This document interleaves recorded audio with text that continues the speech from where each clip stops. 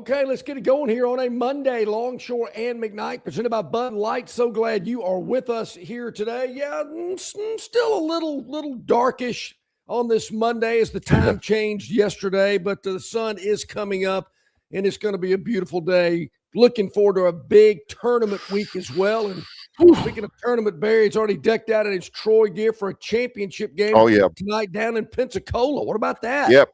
Trojans will play both men's and women's basketball tonight for the Sun Belt Conference Championship, and it's a big day. Troy women win in the semifinals yesterday with a big win over Arkansas State. They'll play today for the Sun Belt Championship at 1, and the Troy men win yesterday over Southern Miss. Troy will play for the championship tonight at 6 on ESPN2 against a Georgia Southern club that is trying to do something that has only ever been done like 3 times in history, and that's win 6 games in 6 days in the tournament. I think North Carolina State did it a few years back.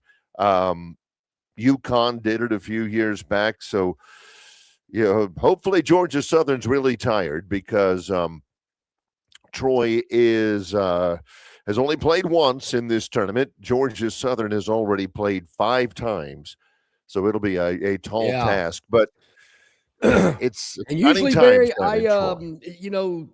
segment of this show we call it the Phantoms Daily Dog. Unfortunately, I cannot take Troy tonight because they're a favorite. But only a 5.5 points. I'm thinking, they're playing a team that's playing their 5th straight game. Troy's will be playing their 2nd. I don't know, just kind of thinking out loud, but we'll get to that later. Just to give you an idea, Georgia Southern played 6 games in February. They will play 6 games in a week here in this tournament basketball. You just can't beat it. It's crazy. It's awesome. Yep. The Southeastern Conference men's basketball tournament begins on Wednesday. And it does. Auburn plays on the first day. Really? They Mississippi State, I believe. Yep. We used to make fun or make the comment about the Wednesday tournament. Being the, Dance of the Living Dead. Well, they've and Auburn, used to be playing in it every day. You could always count on that. Lately, it hasn't been the case, but it's the case in this one. So it's Bridgestone Arena, first round Wednesday. This is what's weird. Kentucky plays on the first day. That is weird. Texas Kentucky fans usually show out for the tournament. I assume they will be. Not too far from, Nashville, the state of Kentucky is not too far at all. Just or I-65. But, man, they're not used to be playing that early. Am I dating myself maybe pre-Arkansas and South Carolina in the league that the tournament started on a Thursday and went through I believe Sunday? You're right. I believe you're right. Way back in the day, when you had a 10-team SEC, when all was right with the world. You grew up with 10 teams in the SEC. You could name them. You got the little poster with all of them, with the little cartoons of each one of them, like the Kentucky Wildcat, jumping towards the front of the poster and all that. Then you had 12. And if you played on Wednesday, Barry, played Wednesday night. You didn't play Wednesday afternoon. Yeah, you had 2 games, basically. Yeah, maybe we're getting too big. Who knows? But, is it Auburn, Mississippi State that I see that? Of course, that didn't go well for the Tigers the last time those 2 teams met. They play the first game of the day. This is what's funny. The first game of the day, of the first day, is Kentucky. Y'all Kentucky fans, you better pony up. If you're going to follow your beloved Big Blue Nation, Kentucky Wildcats, you got to get there because you play at 11:30 on Wednesday. Auburn does play the second game against Mississippi State. That is at 2 o'clock. Ole Miss and Texas at 6 o'clock. and then South Carolina and Oklahoma at 8:30. 4 games. You're going to get sick and tired of Dari Noka in the studio. Oh, Dari, yeah. Hey, but I like the Fish. Got Damian Fish back in the studio with him. They need to put Damian back on the floor because, I will say that the duo, Tom Hart and that guy that played at Tennessee, they're good. Yeah, Dane Bradshaw. I enjoyed listening to those guys. Much better than what I had seen throughout the year. And, of course, those 2 guys were calling the Auburn, Alabama game Saturday night from Coleman Coliseum. Was somewhat entertaining, depending on what side you were pulling for. We were listening to that game. You know, we had a baseball game on. So was I. But I think we were probably listening on different things. We drove down. Troy had a baseball game on Saturday, and then we hopped in the car and drove down right after the game to Pensacola, my wife and I. And we were listening, and there just happened to be between Troy, Alabama, and Pensacola, Florida, a station that carried Alabama. Oh, no way. So we got to listen to Chris Stewart, Bryant Passink, Roger Hoover, Tom Stipe, shout out Crimson Tide Sports Network. Well, what city was that you picked up? Was that Florala? I'm trying to think how you get from No, it Troy was to much bigger Pensacola. than Florala. Oh. It was, oh gosh, I know this. Enterprise? No, it was, maybe it was Enterprise. I'm not sure, Fame. but it was Pace. I don't know. Yeah, Pace. Pace, all that area. Yeah. Uh-huh. Yeah, exactly right. Cantonment. I can't remember, but it was a party atmosphere on that radio broadcast. Yeah. Alabama wins it. They score 96 in regulation against Auburn, who scores 84. 96-84 was the final score in Tuscaloosa. You know, very closer than I imagined it would end up there. At one point, the Tide had a 28-point lead, and I'm thinking, wow, Yes. Nate, take the pedal off. Take your foot off the pedal. This is getting embarrassing. Yep, John was thinking 2 things. He was thinking, come on, Nate, okay, you know, let's rest some of these guys. Yeah. And remember what Saban did in that, what was that, the 2013 game? It was 42-0 at half, and they only scored a touchdown in the whole second half. I said, Nate really did. Basically running it into the line the rest of the time. Yeah. You know, I have to give the student section some credit, Barry. They showed out as they normally do. I got to admit, you know, was my attention focused toward that media area? Yeah, it was. So hopefully with that being the last game at Coleman, they're ripping it out today, moving the media and putting the fans back in there like they had them there when I was in school. I just couldn't quit looking at that. And come on, Greg, let's get it going. But the fans chanting several cute little cheers during the game. NIT, I heard a lot when Auburn had the ball. They were chanting that. And then it took me a while to figure out what this one was. It was a Nepo kid. That was another one that they chanted toward. There's no doubt. Stephen Pearl. So they got creative. No doubt in my mind that John got a little help on the old VIP text hotline with the identification of a couple of them. Doubt. What are they chanting? What are they? Zippo, Harpo, what? Oh, Nepo. Yeah. Was he one of the Marx brothers? Yeah. Yeah.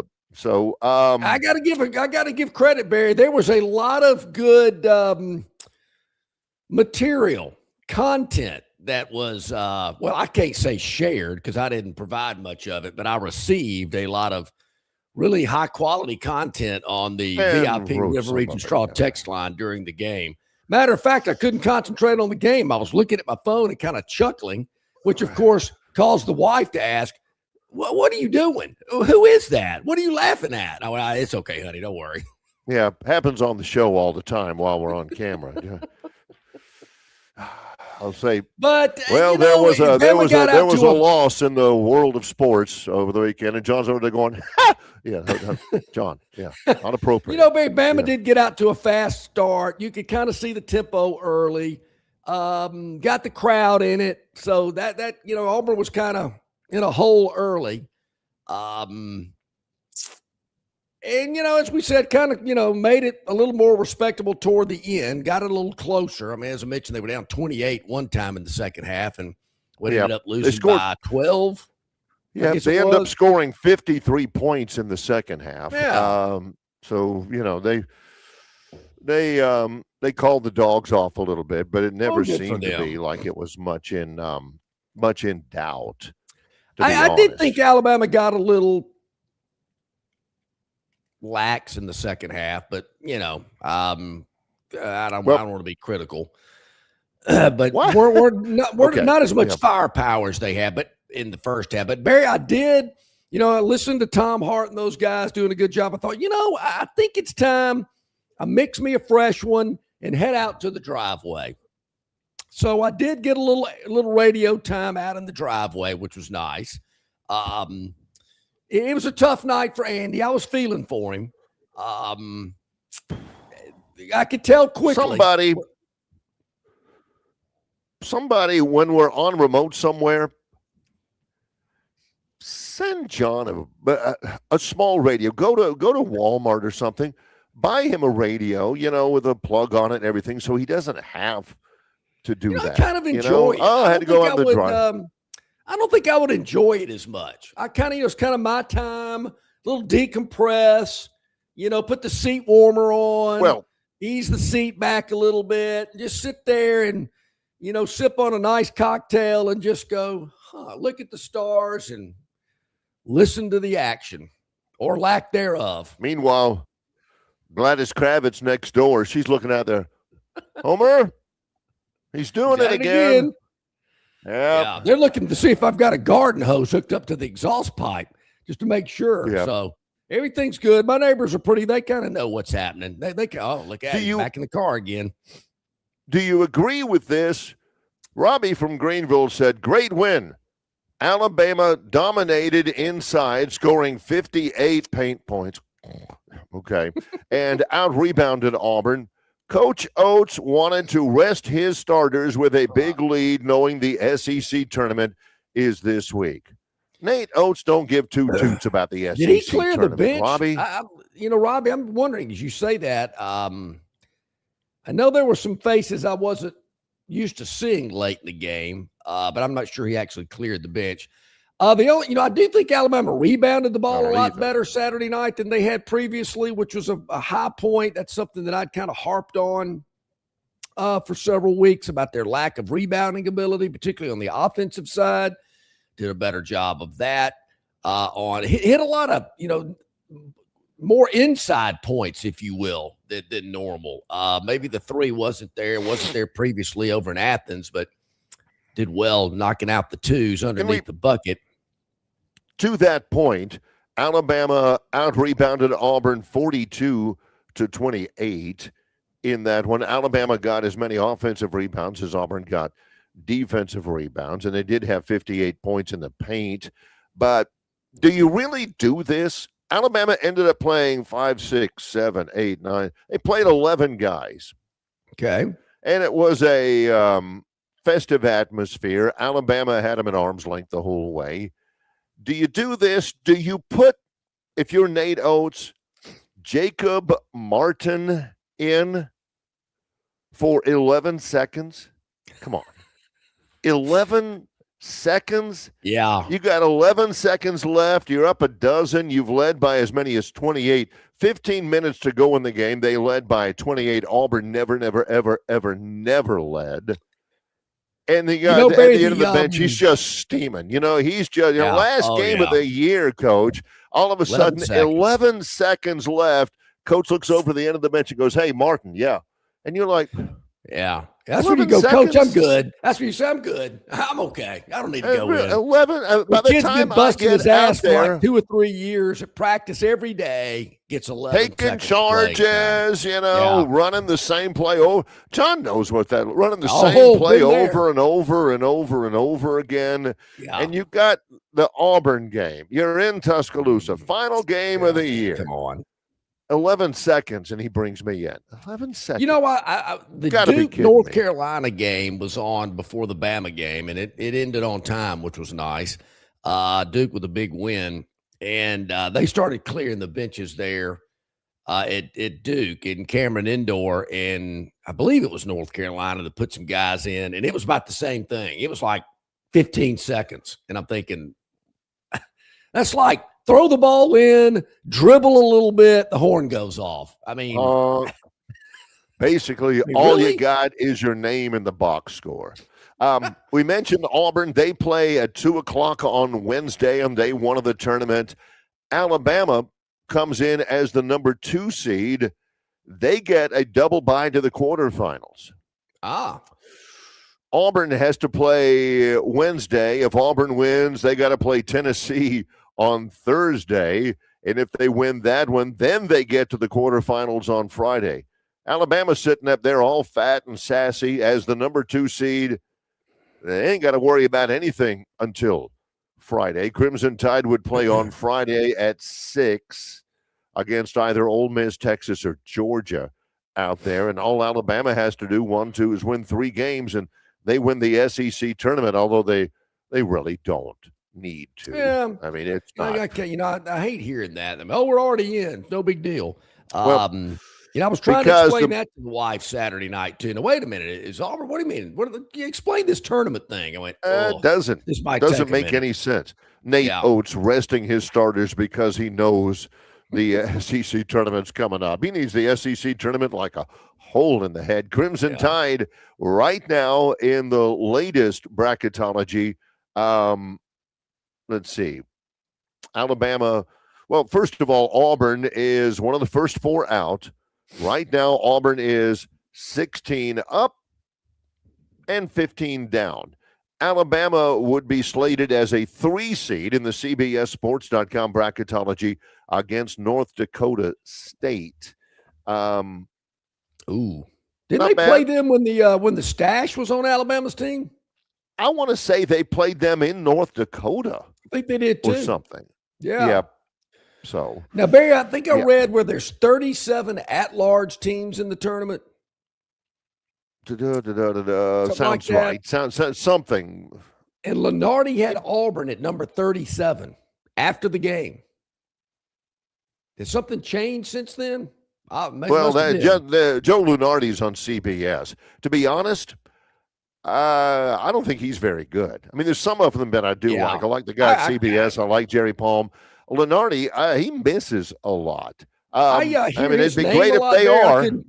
I couldn't tell you who he was if he walked in this room.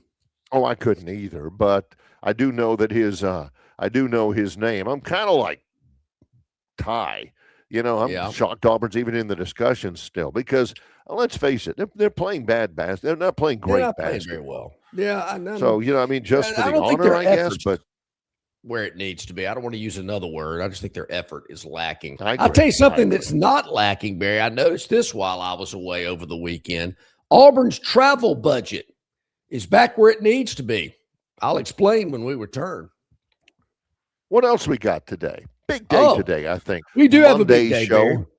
We're going to have some really special guests at the top of hour number 2 from Collegiate Wines. That's right, wines, like, the type that you drink.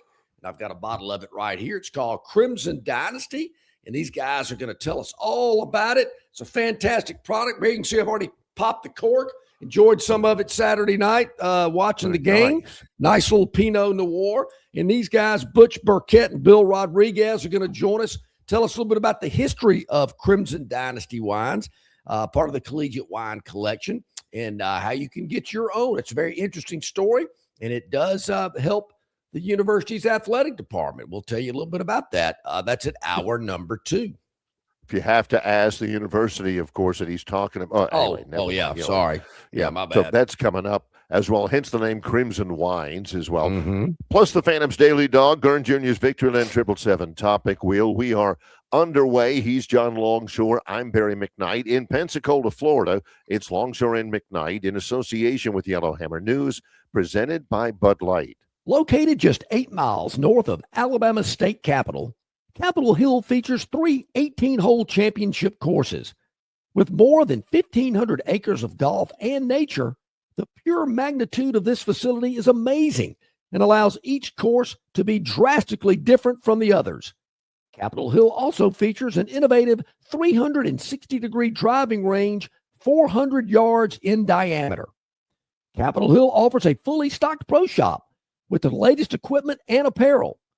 Great food and beverages in the clubhouse can be enjoyed both before and after your round. Get your group together and hit the trail. Go to rtjgolf.com/Capitol Hill for tee times and more information. Hey, bro, weirdest thing is happening at the game. This guy sitting next to me says, "You're our good luck charm." Every time I crack a Bud Light, we score a touchdown. Now his entire family wants to buy me Bud Lights. I think I'm some kind of a football prophet. Talk soon. The team needs me. Anything for Bud Light, the official beer sponsor of the NFL. Stock up today. Enjoy responsibly. Copyright 2025 Anheuser-Busch Bud Light Beer, St. Louis, Missouri. At Dixie Overhead Door, we specialize in top-quality garage door solutions for homes across Alabama and Georgia. In need of a garage door repair or a brand new garage door installation, our expert team delivers fast, reliable service with local expertise that you can trust, providing customized solutions and exceptional care every step of the way. Visit us today at DixieOverheadDoor.com and experience the Dixie difference.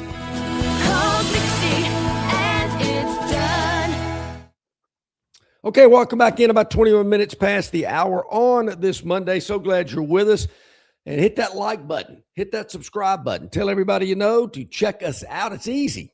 Facebook, YouTube, Instagram, X, Spotify, Apple Tunes, Yellowhammer News, and yellowhammernews.com. Just search Longshore McKnight in the search bar, and we'll pop up. We'll be there for you each and every day. I know so many people check us out in their cars through their Bluetooth, which is also an option as well. We appreciate that. And of course, we're live every weekday morning from 7 until 9, but you can watch us or listen on your schedule. That's the beauty of this format. And we know a large amount of people that check us out do it that way later in the day, in the afternoon, whenever it's more convenient for them. And we greatly appreciate it. Just hit that like button, hit that subscribe button. Well, very good news. I guess in some points, years ago, I got on Auburn for the way they traveled. Even the late, great Philip Marshall wrote about it. Boy, I would have loved to have read Philip yesterday, his account of what happened. But anyway, it was a bus ride back from Columbia, South Carolina, I believe, after a football game that got it started, if my memory serves me correct. I'm not even sure that was right, but it grew to the point where it didn't matter. It's like several things out there. John can't remember the circumstances of the bus ride. He can't remember whether or not it was factual or what the circumstances were, but that's not the point anymore. Somewhere Auburn had a bus ride from a football game. Yes. And something about La Quinta. The details are unimportant. I mean, I guess somebody can text him or let him know the exact details, but it has become a part ingrained into Longshore and McKnight lore. It was Columbia, something happened with a bus.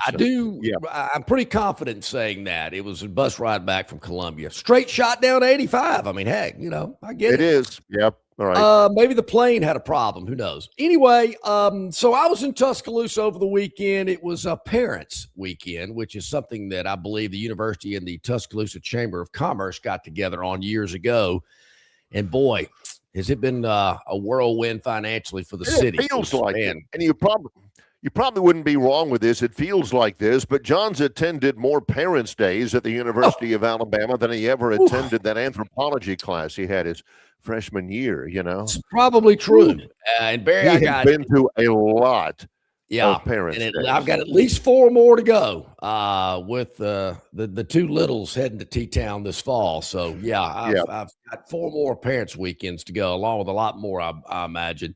But it's fun. It's good to get back on campus, fratting it up with folks and whatnot. But anyway, went to dinner on Friday night. Okay. There downtown Tuscaloosa, big restaurant nightlife scene down there. It's amazing how that place, 40 years ago, nobody went downtown. Now it's the hub. It's hustling and bustling. And I'm having dinner at a hotel called the Alamite, which is the hotel that Nick Saban has ownership in. And it's nice. It's the nicest hotel in Tuscaloosa. As a matter of fact, I couldn't get a room. It was sold out. And I'm having dinner there with a group, and nice evening and whatnot. And I excused myself to go to the men's room. And as I'm heading to the men's room, who do I run into? The Auburn basketball team. I'm thinking, wait a minute. The basketball team was in the men's room? No, they were staying at the hotel. Oh, I was on my way to the men's room. Had not gotten into the men's room okay. yet. I'm thinking, wait a minute. Yep. I couldn't get a room at this hotel because the Auburn basketball team is staying here. It's the nicest hotel in Tuscaloosa. Their rates obviously higher than a La Quinta out there on Skyland Boulevard. And I'm thinking, interesting. Wow, okay. So they've kind of ramped up their travel budget, which was nice to see from the criticism that was shed their way years ago. And they were rolling into the hotel, had their Auburn gear on, and I thought, wow, look at this. They're walking into this place. I'd say this crowd in this bar, in this restaurant, it's probably 98% Alabama people, maybe even 100 if I had to press it. But it was nice to see him. Saw Coach Pearl, and I didn't speak, but saw him and saw several of the other players and all the support staff. And I think they were about to go into maybe a midnight session or something. Kind of a snack session in one of the meeting rooms, it looked like. Maybe a little film study. This was about 8:30, 9 o'clock when that happened. But good to see them there. But the first thing I thought of was, okay. The travel budget is it's back to where it should be. No more La Quintas for this team. Now, I'm still unsure, and I've said it for so many years, how La Quinta got focused upon, because La Quinta is a fine hotel chain. Don't stay in many of them. John doesn't stay in many of them, but somehow La Quinta has worked its way into the Auburn narrative here. Has anybody ever said that Auburn has ever stayed in a La Quinta? Is there receipts about a team staying in the La Quinta, but somehow La Quinta gets a lot of run on this program? They're not staying in La Quinta anymore. Have they ever stayed in a La Quinta? Well, I don't know, but somebody mentioned it one time. Yeah, it was him. He did it. On that level, on the La Quinta level, I guess is the best way to put it. I am personally thankful that John didn't speak to Coach Pearl. Hey, Coach, what's the matter? The Microtel and Cottondale all booked? What? Oh. The Microtel. There is a Microtel in Cottondale. You see it when you're going by on the interstate. But so I don't know. Maybe if they got too cozy and enjoyed the. I'm sure they got. You're the reason why I couldn't get a hotel room. Yeah, I couldn't believe it. Place was sold out. I went, what? What are you talking about? Heck, the whole Auburn contingent was staying there. So at least I guess Coach Saban was happy that his hotel was full over the weekend. Barry, you got to help me with this. Our man John from Wetumpka. What is he talking about? The World Baseball here. Oh, you're missing a lot. The World Baseball Classic has been great. I haven't had a chance to watch a lot because I'm on a stretch of tonight will be 5 games in 5 days, but I have been watching it. And it's been awesome. The World Baseball Classic is taking place in pretty much the world. San Juan, Puerto Rico, Houston, Tokyo, Miami. I mean, Korea and Australia are playing. Mexico and the United States are playing. I think Brazil is out. Brazil came in and they've gotten smoked a couple of times. And they're out. Israel has a team. Great Britain has a team. Puerto Rico, and they're not even a country. Oh, really? Check it out. You got right now they're in pool play, and I watched the one from the Tokyo Dome. It was Australia versus Chinese Taipei. What? And I mean, they're getting after it. Chinese Taipei and Australia, and baseball, it was packed in Tokyo. I mean, they're loving them some Shohei Ohtani and all that. A lot of people. And they do baseball different there. I mean, they got cheerleaders on the dugouts, roofs and everything. They got yell leaders in the stands at a baseball game and all that. Of course, the United States is absolutely loaded. I haven't had a chance to watch the U.S. play, but it's kind of like the World Cup for baseball. And the great thing is a lot of major leaguers are playing in it. They're actually participating in it. Shohei Ohtani for Japan. I mean, a lot of the American players that most people other than John would recognize. It's really cool. It's so really I got something. two questions. USA is in Pool B with Brazil and Great Britain, Italy and Mexico. The most unlikely, I mean, Israel has a team.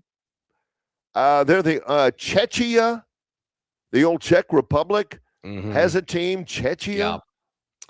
So John from Wetumpka's telling me that baseball's a worldwide sport and all this type of stuff. I got two questions. What obscure cable network can I watch these games on? Because I haven't seen one of them. And number two, will any of these games be rated in the top 100 sporting events for 2025? I seriously doubt it. This is what I brought up. This is what John's talking about. I don't care if it's a good game. I could care less whether it's competitive or exciting or anything like that. How many other people are doing it? How many other people are watching it? That's the value of it right there, is how many eyeballs. It is the United States will play Mexico on Fox. Oh, Mexico. Tonight. Yeah. Korea and Australia will play on FS1. Now, Brazil. They're not going to preempt Colin during midday for some baseball game nobody cares about, are they? It's all nighttime stuff. I don't like that. Soccer's a worldwide game too, and nobody cares about it. So, so what? Wait a minute. It's the most watched thing in the world every year, all the time. Soccer, the World Cup, is the biggest thing that goes on in the world. Will it be in the top? John says, nobody watching. Yeah, will it be in the top 100? I'll have to check and see. In the United States, I don't know, but they get a lot of people out there. You got Korea and Australia playing live on FS1. Now, Brazil and Great Britain play in Houston on something called Tubi TV, which I've seen it, I think, on my smart TV. When you go down all the apps you can look at, I think Tubi is one of them. Tubi, Tubi. Well, I thought that was like a Mexican channel or something. I don't know that I've ever watched Tubi. See, that's my point, John from Wetumpka. You got to go to some obscure thing you never heard of before. What, Tubi? Yeah, that's where you watch this unbelievable World Baseball Classic that everybody's watching. I mean, it's Brazil and Great Britain there, out there. This is Mary, as you say, hey, it's great baseball. Doesn't matter who's playing. It's great baseball. I'll take your word for it. Brazil ain't great. Brazil got beat 16-0 the other day. I mean, it's Brazil, but I mean, they're out there. It was that. But again, John says the value of the whole thing is how many people are doing it with me, Yeah. I don't want to go there. It's beautiful, pristine beaches with crystal clear blue waters and white sands, but nobody else is going there. Yeah, might be some jellyfish in that water. They got spinnaker. They got spinnakers going on. Every game is on the Fox family, and I mean they got the big time broadcasters and stuff like that. John's going, I don't know that anybody's going to be watching it on Tubi. So FS1, FS2, FS Deportes. Okay, yeah, I'll see what I can find. See, it's the smugness. It's I think I made my point. It's only good when some big, huge TV network that I have ever recognized in my life is carrying. Otherwise, if I got to look for it, it's probably. Well, John, I appreciate you bringing that to my attention. I could not disagree with that. I think I've seen a promo or two about it. Believe it or not, it didn't grab my attention. I went, huh, really? Oh, that's okay. Interesting. Yeah. Maybe tonight on Fox, you say USA Mexico's playing tonight? Yep. That let me see if I can get the time on that. Yeah, it's at 7:00 Central Time on Fox. Paul Skeens will pitch for the United States, which I know doesn't mean diddly squat to John, but Paul Skeens is maybe the hottest pitcher in Major League Baseball. LSU guy. What Major League team does he play for? He plays for the Pirates. I mean, some Bryce Harper's playing for the Americans. Bobby Witt Jr., who's great. Aaron Judge is playing for the Americans. Kyle Schwarber. It's a pretty big deal out there, and Skeens is all that. It's going to be interesting. Okay, well, I'll work it in tonight. You know, it's Law and Order on BBC America on Monday, so I don't know. I'll have to see what I can squeeze in. Maybe during a commercial break, I can get. Why is Law and Order on BBC? It's like the most American program ever. Crime and litigation. That's United. I guess the BBC's got to put something on. Who knows? But I'll check that out, John. I appreciate you. There, you know, I will say this, Barry. If John had not put that on the River Region Straw chat line this morning, I probably would not have ever mentioned it, ever thought about it, ever known about it. It is a great, big, and I will say this, Bill from Baltimore, a friend of mine who grew up in Selma, lives here in Montgomery now. This did come up last week because I saw him and he mentioned Gunnar Henderson playing for the U.S., Selma's own Gunnar Henderson. And I appreciate you bringing that up, Bill, because I was told that last week. So, yes, I did actually have a small discussion about the World Baseball Classic a week ago because Gunnar Henderson's name came up. So John says that, like, see, you guys, I did talk about him for 13, 14 seconds. So, you know, give me a break. Gunnar Henderson. There you have it. He is, they say he's from Montgomery. He's from Selma. He is with the Orioles. He is terrific young player. We had a conversation about that one time with Auburn baseball because they got a commitment. They got a signing. Hey, we signed Gunnar Henderson. And I'm telling you, they've got a snowball's chance in Hades of ever playing for Auburn. The guy's going to be a upper first-round draft choice. Why is Butch Thompson even wasting his time recruiting that kid? He ain't coming to Auburn. Give me a break. Gurn Jr. lets us know that he played against him in high school. Wow. Didn't tell me how he did. Gurn, did you pitch against him? Did you smell? Hey, 3 pitches, 3 heaters, sat him down. I don't know. He just said, hey, I played against him. Might have put him on the mound to hit him with a pitch. Kind of settle him down a little bit. Yeah, get him rattled. Jr., the enforcer out there. Yeah. So that's what's going on in the World Baseball Classic. I'm surprised John has entertained this conversation very long before bringing up something about Vanderbilt's mid-September football schedule or something. So we've got that in. He did it. Hey, yeah, Ty said he watched To Live and Die in L.A. Friday on Tubi TV. Is that how you pronounce it? Tubi. Tubi. The movie was pretty good. Wang Chung did the theme music for that movie, To Live and Die in L.A. Live and Die in L.A. Yeah, how about that little nugget of information for you? Oh, yeah, spring practice in Tuscaloosa. We're going to get to that when we come back. It started. Man, I appreciate that. Yeah, I forgot. Are you they kidding did me? Start spring football yesterday. Chris the Bammer, who just takes little shots here and there. It's just like spin or something about your belly or something like that, which makes zero sense. Yeah. And all he says on the chat line is spring practice, John. The belly reference, Barry, is to the Busch Light commercial that we play. I think that's what's referenced to the belly. Every time. Yeah. He just writes it on there. Spring practice. They started yesterday. We'll talk a little bit about that. I tell you what happened. We've got some weight differentials. People have lost and gained weight since they last played, and some players have gotten new numbers. Besides that, not a lot happened. And truly, they have got a wide receiver on the Alabama team who is truly the player to be named later.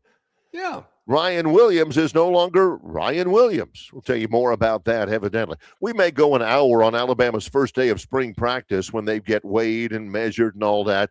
We got 3 minutes in about the World Baseball Classic. Yeah, about that, folks. Credit him. Longshore and McKnight in association with Yellowhammer News, presented by Bud Light. You're not buying sticks, stems, and pine cones. You're buying premium long-diddle pine straw from River Region Straw. Kenny and his staff have access to the best pine straw in the River region, full of color that will last all season long. Kenny has locations in Montgomery, Prattville, and Auburn, and no order is too big or too small, from a few bales to an 18-wheeler trailer load. Pickup is available, or your order can be delivered. They can even spread your pine straw if you like. So call or text Kenny today, 669-5959. That's 669-5959 for all of your pine straw needs. Marguerite's Exquisite Jewelry is Central Alabama's best-known jewelry store. Their location at 8163 Vaughn Road in Peppertree is conveniently located adjacent to Chappie's Deli. At Marguerite's, they have every jewelry item imaginable because they make it. They really make it. From rings, necklaces, bracelets, earrings, and much, much more. Marguerite's can also repair, clean, and rework any jewelry item that you want to bring back to life. Whether you're on a budget or have no budget at all, Marguerite's has all types of jewelry for everyone. Go by and see them today or call 270-0074. Ram Truck Month is here at Stivers, Alabama's #1 volume CDJR dealer. New Rams, 19 grand off or 0% for 6 years. And heavy duties, 14 grand off. Backed by Ram's 10-year, 100,000-mile limited warranty. Only at Stivers Chrysler Dodge Jeep Ram. The President's Day sales event is on at Stivers, Alabama's #1 volume CDJR dealer. Grand Cherokees under 27 grand or up to 15 grand off. Wranglers, 14 grand off. And Gladiators, 16 grand off. Only at Stivers Chrysler Dodge Jeep Ram. Okay, welcome back, everybody. Glad you are with us here today. You know, a week from today, actually a week from yesterday, around 6 p.m., we will start our 4 for 4 in the Final Four contest. That's right. It'll be right here on Longshore McKnight. You'll email your entries, longshoreandmcknight@gmail.com. Pick the 4 teams to make the Final Four in this year's men's NCAA basketball tournament to win a 4-carat lab-grown diamond valued at well over $4,000 from Marguerite's Exquisite Jewelry. The winner will be announced Tuesday, April the 7th, which is the day after the national championship game. Also, we want you to give us the total points scored in that championship game. That will be a tiebreaker that we will use in this contest. We'll take entries beginning this coming Sunday. This coming Sunday, March the 15th at 6 p.m., that's when you can start submitting your entries. We'll take them up until 11 a.m. on Thursday, March the 19th. Barry, I believe that's when the first games. I know they tip on Tuesday. We're giving you that. Yep. So what? Big deal.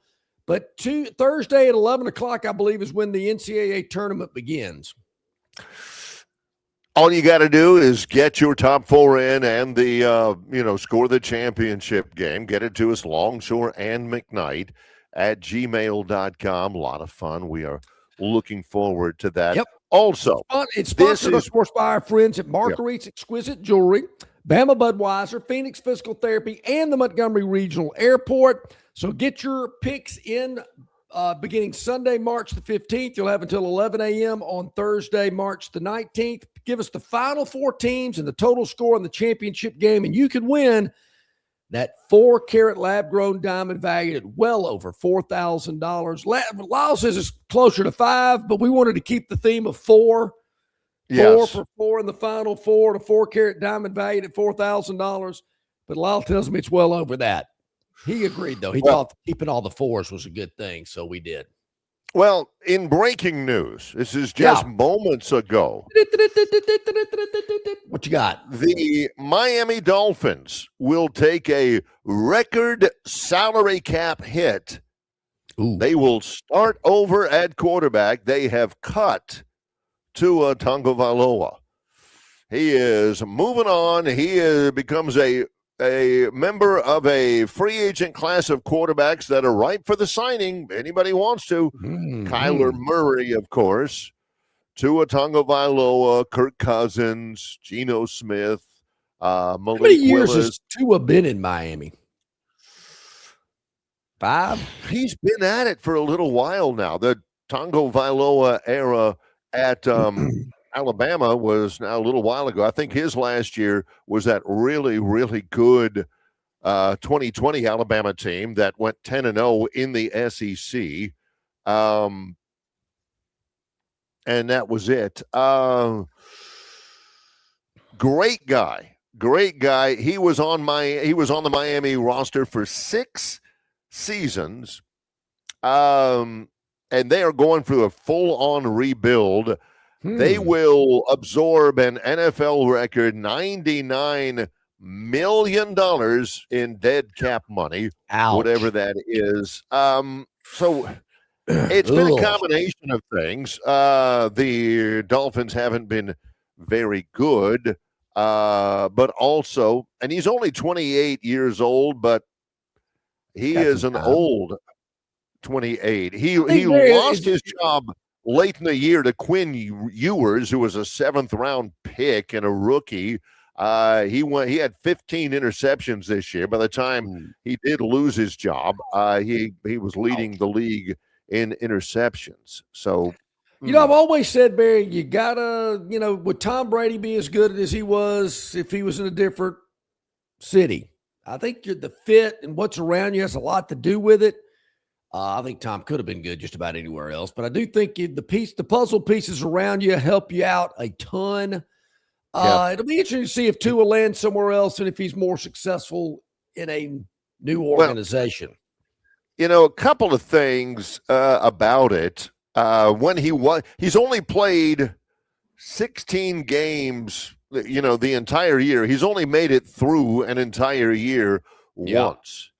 That was in 2023 when he made the Pro Bowl and he led the league in passing yards that year. So, people talk, he had the little thing where he was calling out his teammates for being late to this and that and everything like that. And of course, they didn't like that very much, but he's a great guy. But the thing I remember most about him when he was as a pro was that Thursday night game against the Bengals. And I want to say it was 2022 when he got that hit from the back of his head and, he had the concussion, his fingers were going. I think that's probably the most thing. Was Tua a bust? Well, when he was healthy, he led the league in passing. But I think most of it is the concussion stuff. And if I was him, John, I'd pack it in. I'm with you. I mean, he's had some injuries. There's no doubt about that. He's had some injury problems, but I think he still wants to see if he can get it done. And if right organization, if it fits, then good for him. We don't need him in New Orleans, though, Barry. We've got our quarterback. Yep. Tyler Shuck, baby. Yeah, we got our quarterback. John is on the Shuck truck. Yeah. Hey, Barry, a couple of quick notes. Our man Dennis Mitchell, I did not know the nickel was gone from Memphis. Wants to know who's going to be the next head basketball coach at Memphis. Penny Hardaway, known as the nickel, if you ever listen to Jim Rome. Barry, I don't want to put you on the spot, but who's Georgia Tech's next basketball coach going to be? I don't know. There's a report out there about Scott Cross, just because Brent Jones is now at Georgia Tech as an assistant. Coach Cross last night after the win said he hadn't talked to anybody. He's just focusing on getting his team through there. Wait a minute. He said he hadn't talked to anybody. You know what that leads me to believe? Oh, hush up. Hush your dirty little mouth. The problem there, Dennis, is there isn't an opening. I mean, Penny Hardaway hadn't gotten fired. Yeah, come on, Dennis. I don't know. Dennis also wants to know how many games will Jacksonville win, and did I ever meet Artis Gilmore? You never know. You never know what's going on. Dennis with that fertile mind. I mean, that's two entirely different things there. Yeah. All right, so I have not met Artis Gilmore. I have not either, Dennis, but we appreciate the chat on our River Region Straw chat line. Everybody's invited. Hop on. So Barry, the biggest bunch of nothing happened Friday afternoon up in D.C. at the White House. I did not see any of it live. I was actually in transit, but I do understand that C-SPAN and Fox News carried. I think Fox carried some of it. I think C-SPAN carried the whole thing because that's all they do. But I did not, just heard some commentary of what some people had seen. But I did see Nick Saban, and they had his comments. I think everybody had an X amount of time to speak, and heard what Saban had to say, heard what Greg Sankey had to say. And it sounded great. Oh, man, awesome. I'm in. Let's do it. But what's going to happen? 40 people, a lot of chit-chat, a lot of opinion, a lot of talk. Where do we go from here? It's going to get whatever executive order he comes up with. Trump said that he will solve that this executive order within a week will solve all the problems. And he expects it for there to be a lawsuit, and there will be. He says it'll be very all-encompassing. And we're going to put it forward, and we're going to get sued, and we're going to see how it plays. Okay, but I'll have an executive order which will solve every problem in this room, every conceivable problem within 1 week, and we'll put it forward. We will get sued. That's the only thing I know for sure. Yeah. Which I think he was probably going to do anyway. Former Ohio State coach Urban Meyer, better known as former Florida coach Urban Meyer, says part of the solution is to get rid of the collectives. He says that's cheating. He says donors put money in a pot. It's distributed to the players, to the coaches, and the managers. That's not allowed. Not supposed to do that. That is pay for play. Yeah, but how are you going to do that? How are you going to make that work? Yeah. And there's a lot of people in there that were in that group, John, that had no business being in there. I mean, they don't know anything about college athletics. Yeah. Come on.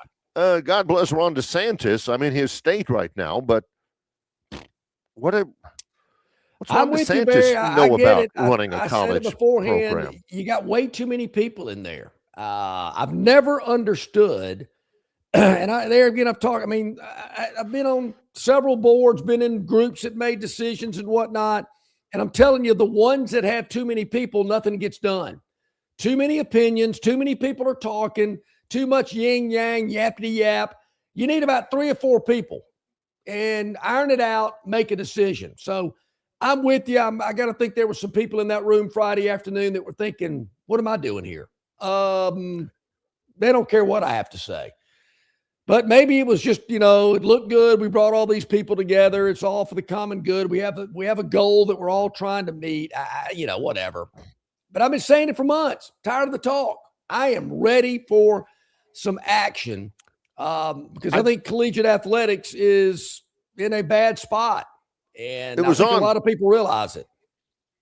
It was on Friday. We mentioned that there were no student athletes. Former student athlete. Yes, Tiger Woods was a former student athlete. Did DeChambeau show up? Yeah, I do not know. I heard that there was something that maybe he wasn't going to, but but I don't know how long it lasted. I did see a couple of pictures of Saban in there with the reading glasses, and he's looking down like, seriously, what? Or every once in a while you'll see when Saban started talking. I mean, Trump was kind of lean and over. He wanted to really make sure he was making eye contact with Saban. Actually, the whole room was. I guess when Saban speaks, people listen. I'm not sure if they were listening much to some of the other people that were speaking in that room. You don't seem to grab Trump's attention as much as it seemed like Trump did on Friday. Yeah, so I don't know how long it lasted, but there was a time there because we've seen it at media days where Saban's like, okay, all right, let's wrap this up. I mean, he was looking bored out there, and you always seem to have when you're in conferences or committees that large, a bunch of people who have no idea what they're talking about. No, they're sitting in the back thinking, I really don't know why I'm here. When are we getting to the chicken piccata? I'm hungry, that kind of stuff. And they're saying, hey, do you have any input? I pretty much believe in what Nick Saban's talking about. Whatever Nick says, like, let's do it. Speaking of Nick Saban, he's no longer on the coaching football at Alabama anymore. But Barry, the Crimson Tide began spring practice yesterday on the capstone. I drove by the practice facility on Saturday afternoon. It was kind of quiet. You would have thought the managers would be getting some equipment out there and whatnot. But be that as it may, they got out there Sunday morning. And as someone asked on our chat line, hadn't heard a lot. First day of spring, you're not going to. Probably the big news is some people have changed their numbers. We've had a name change or an addition to one of the players.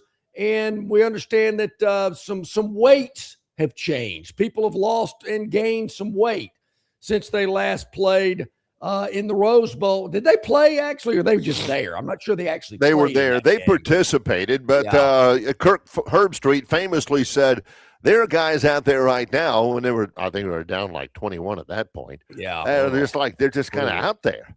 They're out there standing around, and they're lining up right and everything, but they're not going at it. So as with everything, Barry, once they start getting into, shorts and helmets, back in my day, I thought it was the biggest waste of football practice. We're just out there running around. Nobody's hitting, just kind of getting loose and working out.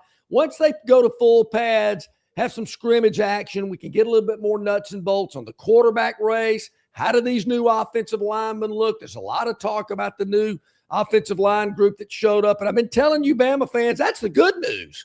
I mean, based on that group that was up there last year that was getting whipped on about every other play, getting 4 new faces in there, to me, Barry, is great news for this Alabama offensive line. You kidding me? Yeah. Troy has begun spring practice. Their spring practice is going on pretty much, all over the place. Yep. Some of them are taking some time a little bit.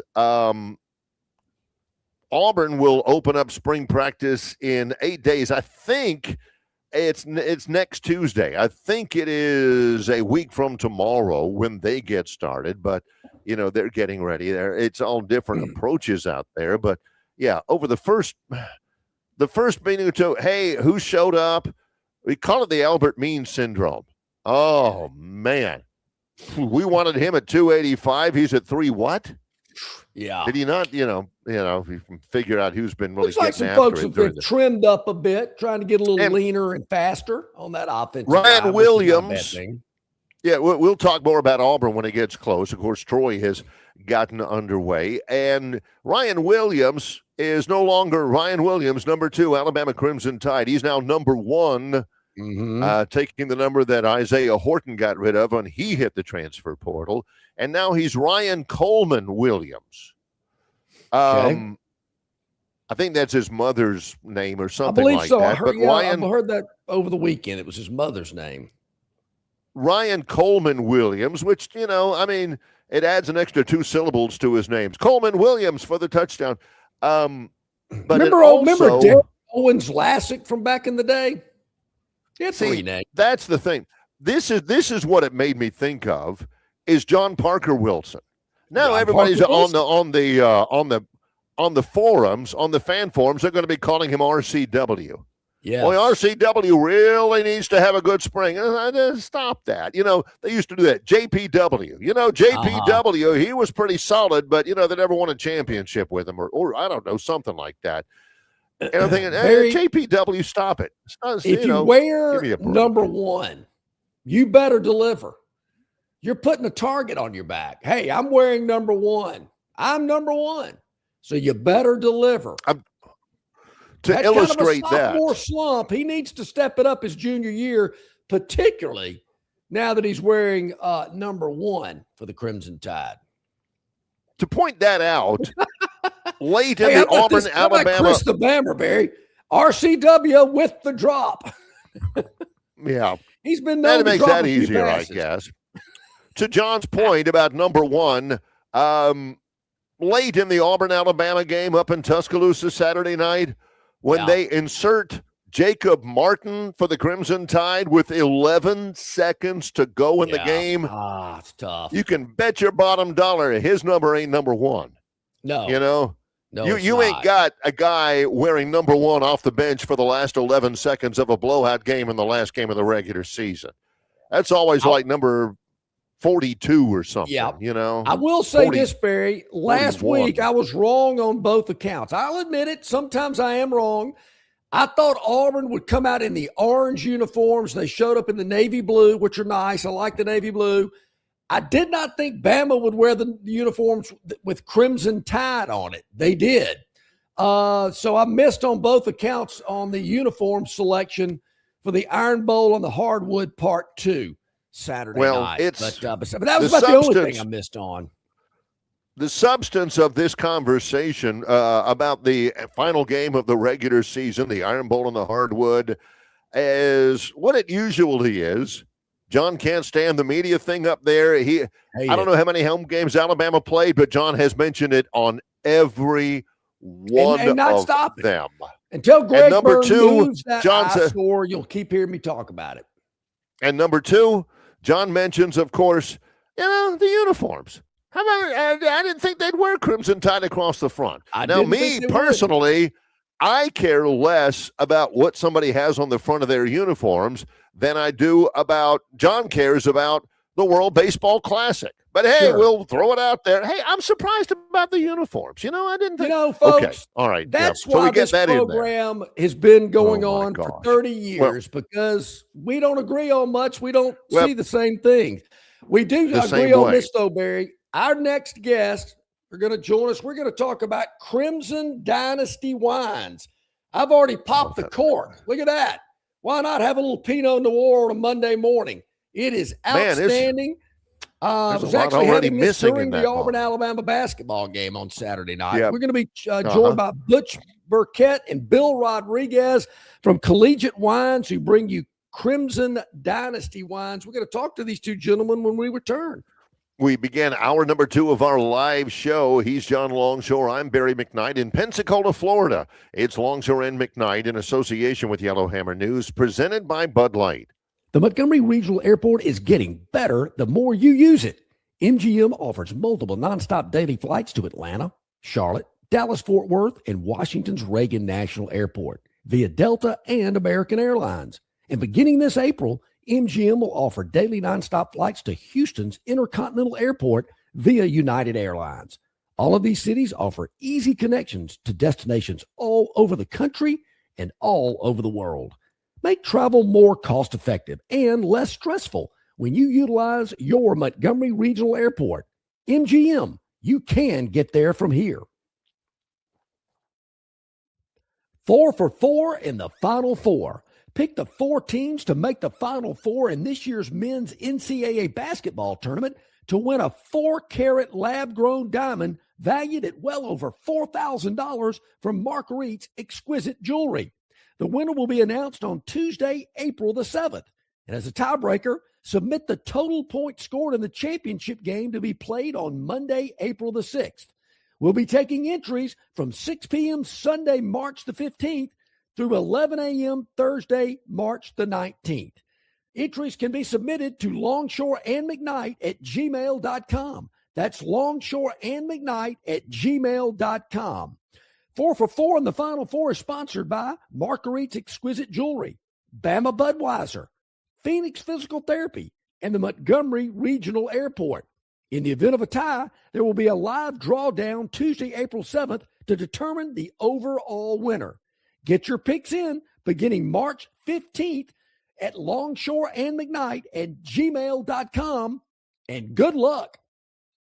Don't miss your chance to win big at Victoryland Casino. Play the latest, hottest, most exciting games around with fun bonuses and big jackpots. Don't miss out on your free play. Stop by Player Rewards today and check out this month's exciting free play promotions. Come see why our players keep coming back. You'll have more fun at Victoryland Casino, where you can be a winner too.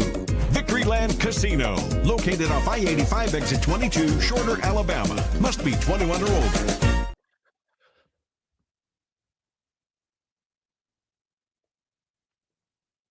Okay, welcome back in, everybody. Glad you're with us. A couple of minutes past the top of the hour on this Monday. Very, very excited to bring in two guests to our program, Butch Burkett, Bill Rodriguez from Crimson Dynasty Wines, part of the Collegiate Wine Collection. Guys, thanks so much for joining us today. Looking forward to hearing all about what Crimson Dynasty Wines is all about. Well, this is a great honor. Yeah.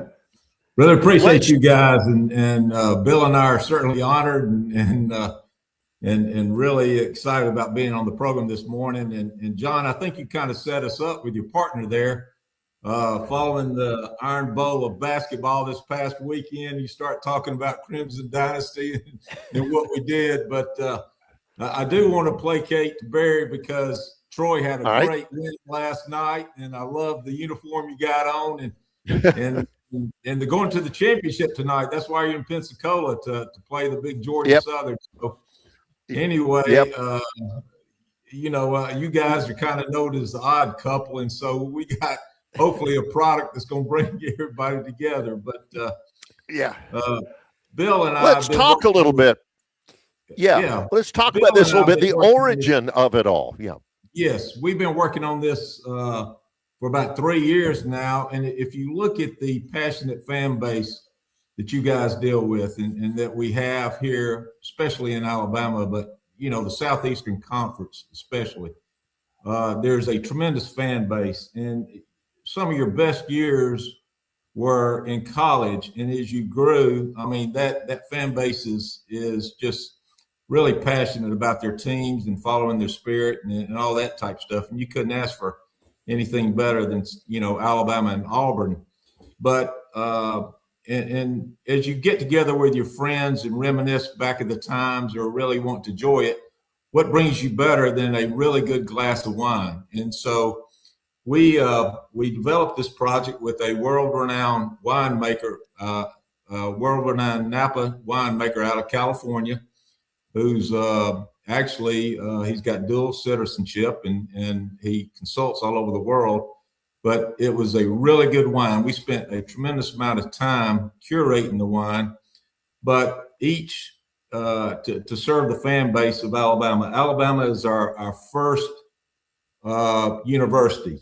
And what we did is each bottle has a royalty that goes back to the university, and they can use that however they want to. They can use it in athletics. They could use it for the business school and all that type stuff. And so we're partnering with the university. They help market it, and we own all the rights and all that. But again, since we launched at the end of last November, sales have gone off the roof. I mean, people were getting great feedback on how well the wine tastes and all that. And as you guys have shown right there, we've got the three varietals, the Cab, Cabernet, the Pinot, and the Chardonnay. Okay. Obviously, if you are partnering with the University of Alabama and marketing your product as Crimson Dynasty Wines, obviously, fellas, you're setting the bar high because there is that tradition of excellence. I mean, you guys don't enter into this, half-heartedly. If you're marketing a wine that says Crimson Dynasty, the expectation is that it's championship level. Yeah, so Barry, that's an excellent point, and we actually strongly considered that, and that's one of the reasons why we partnered with this particular winemaker in California. Right. The gentleman is world-renowned. He can pull grapes from anywhere in the world. We basically went to him and said, do you want to work on this project? He doesn't work with every project. He only hand selects his projects because the guy is pulled in every direction, everywhere, literally in the world. So when we met with him in Napa, he loved the idea. He wanted to get involved. And we said the university wanted to start with was Alabama because of its tradition of excellence, etc. And once we do it here, we'd like to do it in other places. This is a proprietary blend just for the University of Alabama. And he blended them to our flavor profiles.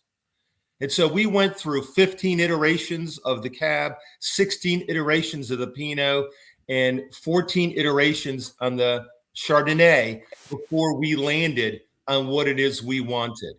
Okay. So what's really cool about that, because I've been drinking and collecting wine for 30 years.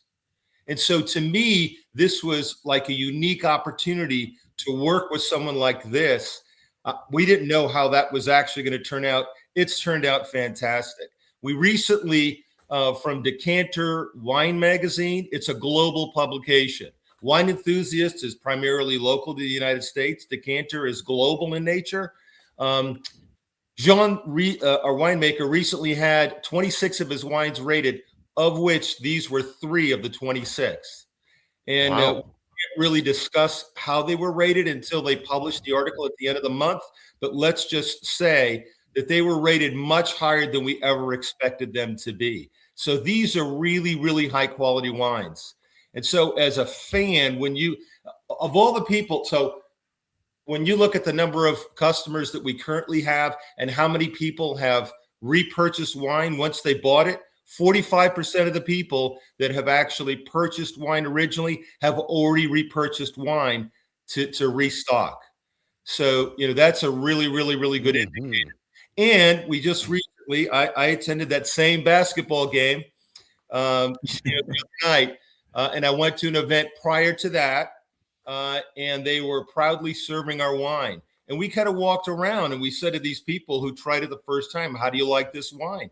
They said, well, this is incredible. Interestingly enough, most of the people, even though we've kind of advertised this a great deal, really didn't realize what this wine was about and how it gave back to the university. That's number one. Number two, you don't have to leave the comfort of your house. You go online, you order it, and we ship it directly to your home. So this wine can be purchased online and online only for right now, but it comes right directly to your home. It does not go to the ABC store. That's right. We've got a license with 44 states. There's 44 states throughout the U.S. that allow direct-to-consumer marketing. You order it online, and it shows up at your house within days. And it's really easy, and it's really, really And guys, when I got mine, it came to my door, and a really, really good friend of mine said, hey, I'm sending you something. Be on the lookout. I had no clue what was coming. The box shows up. I put it on the counter. I'm opening it up. I'm looking at it. Of course, my wife says, ooh, goody, wine. So I had to hide it from her so I could at least make sure I got a little bit of it. And it does. It's so easy. Comes right to the door. As I mentioned, I've been enjoying the Pinot Noir. Opened it up Saturday during the game, guys. When I knew things were well in hand, I thought, I think it's time to have a little wine. It's a good way to celebrate. Which was about the 8-minute mark. Yeah, that which was about the 16-minute mark of the first half, actually, when you get right down to it. Well, it gave him plenty of time to enjoy the wine. Yeah, right. At least I left the bottle so I could show it today. You brought this up, and I'm looking on the website. It's crimsondynastywine.com, and it's a really well-conceived, really well-presented website. And like you said, to reiterate your point, it's really, really easy to negotiate the website and place your order, and you don't have to go through a lot of different hoops. If you're thinking about it and you want to order one of those wines, doesn't take you more than a couple of minutes to get it and get it on the way to you. It's really well conceived, the website and the concept as well of the website. Well, thank you for that. We spent a lot of time thinking about the website, what would be appropriate for the website. And, we can use this opportunity to sort of pre-announce also that we will soon be launching a wine club. So you can become a club member and get special discounts, special things. You'll be, it'll be a great opportunity for people that really enjoy the wine to then participate in unique things that we're going to have and unique offers we're going to have just for them. The other thing that this allows us to do, let's say we make it to the Final Four. We may come out with a Final Four commemorative bottle where we're pulling grapes from all over the world to come up with a unique bottle, right? Just to commemorate the Final Four, have it packaged uniquely in a special bottle, and only do a limited run of, let's say, 2,000 of these things. Oh, wow. So we have an opportunity with John, our winemaker, to do a lot of different creative things. And this year, for example, if we wanted to launch a Pinot Grigio, we have an opportunity to do that. If we wanted to come out with a Cabernet Reserve or a Pinot Reserve that's even higher quality than this, we have an opportunity to do that. So, and quite honestly, there are a number of schools within the SEC that have found out about what we're doing at Alabama and have already been knocking on our door asking whether or not we want to go and do this with them. And quite honestly, we wanted to start with Alabama because of our roots with Alabama, our support of Alabama. And quite honestly, they have been a great partner to work with, and they're pretty enthusiastic about doing this with us. Yeah, that's exciting, guys. I can imagine there's a lot of schools that certainly want to do this as well and get in on it like Alabama has done. And I just can't tell you enough. I really enjoy Pinot Noir. This is one of the best. I'm just not saying it because you guys are here that I've ever had. I really have enjoyed it. My wife loves the other wines that were sent as well. And I'm telling you, it is really, really enjoyable. You'll like it. What's you mentioned the website, crimsondynastywines.com. Is that the best way to go if you want to purchase or learn more about what you guys are doing? Correct. That's exactly right. You go to our right website. There's the website. There you go. You go to www.crimsondynastywine.com. You can find out all about the wine. It tells you about the wine. It tells you about how we produced it, and that it ships directly to your home. It's very, very easy to negotiate and navigate. And the only thing that I would leave you with is, quite honestly, Alabama was very interested in doing this because we're in this for the long haul. We're very passionate about it. We think it's a great thing for our fans, the university, and our student athletes.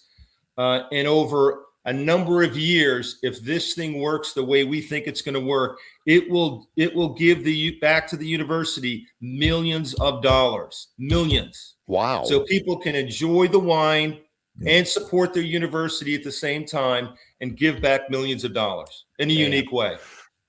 Yes, that is the concept and the quality of the wine is compelling just in and of itself. But again, the idea to set up the partnership with the University of Alabama, that's cutting edge as well. A buddy of mine is on the website watching us right now, fellas, and we're talking with Bill and Butch here.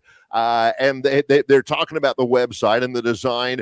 There is a little pop-up thing with a nice-looking young lady. It says, "Hello, have any questions about Crimson Dynasty wine? Text us here. Happy to help." It's very interactive there. But he was wanting to know if he can ask you guys he says, "Have you got any questions?" Yeah, how well is our offensive line going to be this year? You guys don't need those aren't the type of questions you guys are prepared to answer, but the people aren't passionate about it. I wish I had the answer to that. I did meet one or two of them, by the way, before the game. They seem like they're pretty committed, to have a great year. So I hope that all pans out. Hey, Barry, I got to give Bill a little shout out here. If you notice over his left shoulder, there's a flag from Pebble Beach. Bill made a hole-in-one on the world-famous number 7, but it was unique how he did it. Bill, correct me if I'm wrong, he said he pretty much gripped the club down by the shaft and just kind of hit a low stinger into the wind, hit the green, backs up, rolls into the hole. Very nice. Yeah. It was – when I lived over in the UK for 3 years, and I had an opportunity several times to play with Darren Clark. And so I'm playing with Darren Clark one day, and he says, "Hey, listen, Bill, I'm going to teach you a shot that most of you Americans just don't know how to hit." And so he taught me this shot. So I got up on that 7th hole, and the wind was against us, and I was playing with 3 of our customers when I was working for Dell at the time. And I said, "I'm going to hit a shot that Darren Clark taught me how to hit. I'm going to take my wedge. I'm going to choke down. I'm going to hit it low. It's going to bounce in front of the green, and it's going to take one big hop, and then it's going to stop because it's going to have a lot of spin." Well, it not only stopped, but it spun back right into the hole. And so it's the only hole-in-one I've ever had in my life. But Darren Clark told me how to hit that shot. That's not true. That's not true. Now, Bill's being a little, doesn't want to brag too much and all that. But since he started Crimson Dynasty, he's had 3 other hole-in-ones. It's amazing what it's done to him. Well, obviously there's no reason at all to be modest about the product. Go to the website. It's the best way, really. CrimsonDynastyWine.com. Com. You can go through and select what you want, read a little bit more about this project, and read a little bit more about how not only will you get a world-class product, a world-class wine, but it helps the University of Alabama out as well. It's a wonderful project. We wish you great success, although we don't think you're going to need our wishes for great success. It's a great concept. You guys are going to do really, really well with this. It's an exciting thing, guys. Thank you. Well, we really appreciate it. You guys are the best. We appreciate you having us on. It really is. And I'm going to toast you guys here. You know, oh boy, John talked about a little bit of 8 o'clock in the morning. So anyway, a little toast of Pinot this morning. Yes, there you go. Love it, guys. Thank you again so much. We'll do it again soon. I promise. Thank you for your time. We really appreciate it. Crimson Dynasty, folks. I'm telling you, I opened it up Saturday night during the game. I'm going to finish it. Yep. Well, maybe before lunch today. Who knows? Butch and Bill, thank you so much for the time. Appreciate you joining us. Great to see you. Great stuff. I got to tell you, Barry, I'm a little snobby with my wine. If it's too robust or too harsh, But this is a really good Pinot Noir. That's really my favorite. I'm not a big white wine guy, but I really recommend it. Check it out, crimsondynasty.com. Somebody says John Snobby just about his wines. Yeah, well, it's college football too. You know, that also is true. And I was a little perturbed. I couldn't get a room at the Alamite over the weekend, but the Auburn basketball team was staying there. Huh. Well, again, website, crimsondynastywine.com. Go check it out. Great to talk with Bill and Butch. Yeah. And we wish them great success. When we come back, speaking of great success, Phantom's Daily Dog. We roll on in a moment. It's Longshore and McKnight in association with Yellowhammer News, presented by Bud Light. Phoenix Physical Therapy is ready to help patients recover, recharge, and rise. They develop a customized therapy plan for each patient to get them back to enjoying their favorite activities. Their experienced team is committed to providing exceptional care in a professional environment. Whether you're looking to prevent or treat an injury, recover from a recent illness, or recuperate from surgery, schedule an appointment with one of their clinics and take advantage of physical therapy, athletic training, workers' comp, and employer solution services. Get back in the game, get back to work, and get back to life with Phoenix Physical Therapy. To find a location near you and to schedule an appointment, go to phoenixphysicaltherapy.com. That's phoenixphysicaltherapy.com. Hey, where's the beer guy? Bud Light here? You get a Bud Light? Bud Light? I'm here, Bud Light. Bud Light here? Bud Light here? Bud Light here? Bud Light where? Bud Light here? Oh, Bud Light there. I missed that because of you. You did not miss that play because of me. Tough to stop talking this way? Yeah. It's actually kind of fun. Hey, I got your Bud Light. Oh, nice. Never mind. Anything for the clean, crisp taste of Bud Light. What I miss? I have no idea. Ram Truck Month is here at Stivers, Alabama's #1 volume CDJR dealer. New Rams, 19 grand off or 0% for 6 years. And heavy duties, 14 grand off. Backed by Ram's 10-year, 100,000-mile limited warranty. Only at Stivers Chrysler Dodge Jeep Ram. The President's Day sales event is on at Stivers, Alabama's #1 volume CDJR dealer. Grand Cherokees under 27 grand or up to 15 grand off. Wranglers, 14 grand off. And Gladiators, 16 grand off. Only at Stivers Chrysler Dodge Jeep Ram. All right, welcome back in. Glad you're with us. About 23 minutes past the hour at this time each and every day. It's something I guess we have to do. It's called the Phantom's Daily Dog. And our last Daily Dog release, Barry, was Friday on our show from Stivers Ford in Montgomery. Yes, and the deal here, it's every day. There's two things about it that you have to keep in mind other than the Phantom has his brand on it. It is for a dog. It's not just, hey, let me pick a game. It's picking an underdog out there, which limits, obviously, the viable card that you have to look at. And number two, it is every day. Oh, the Phantom lost one. Well, the Phantom doesn't expect to go 220-0, although he tries to and everything. Every day, don't forget, that makes it difficult. But the Phantom has done really, really well with this, to his credit. Okay, yep. All right. Barry, here's a perfect example. I'm glad you brought that up. We started out last week a little slow. Came out of the gate last Monday and Tuesday with 2 back-to-back losers. But did we panic? No. Or even worse, did the Phantom feel sorry for himself? That's a kiss of death in that business. Oh, woe is me. No, you better roll up the sleeves and keep getting after it every day. Because after those back-to-back losses Monday and Tuesday, Barry, we hit it with 3 straight W's on Wednesday, Thursday, and our release on Friday, which happened to be the Los Angeles Clippers on the road at the San Antonio Spurs. It is true, San Antonio won the game 116-112, but they were laying 7.5. We had the 7.5. Comfortably covering the game. I mean, I hate it that the Clippers didn't win it outright. No, really don't hate it. But they covered, which is the most important. Like the Phantom didn't stay up after that game was over with all the lights off, just staring at the ceilings going, why didn't the Clippers win? I wanted them to. No. Hey, you covered. Much respect. Sure. I see you working, Clippers. The big question was, how in the world did the Phantom come up with that one? Out of all the plethora of things, how did he know? How do you know? How do you know? So the Clippers cover for us. We have a winning week again last week. So let's start it off this week. I know how this business goes, Barry. That was good, but what do you got for me tonight? I know how it works. Barry, we're going back to the NBA. Why not? Right. It's been pretty good to us. Let's stick with the NBA. Tonight, Barry, a small card, if you will, in the NBA tonight. Small Monday night. 5 games, Monday night. That's right. We are going with a game, Barry, tonight that will take place in Oklahoma City as the Red Hot Thunder, defending NBA champs, are hosting the Denver Nuggets. They used to be pretty good at one point in time, if you recall.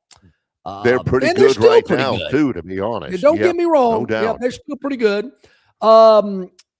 In the Western Conference, they're in the Northwest bracket. I didn't really know that, but they do that in the NBA. But they're in the Western Conference, the Northwest bracket. But let's just go to the Western Conference as a whole. Oklahoma City is leading that in the Western Conference. They're 50-15 on the year. They've won 5 in a row coming into tonight's game. The Denver Nuggets, also in the Western Conference, slouch themselves. You're right. They're in the 6th position at the moment. They're at 39-25. Now, okay, Oklahoma City's pretty good. Don't get me wrong. Defending NBA champ, pretty good team. Won 5 in a row.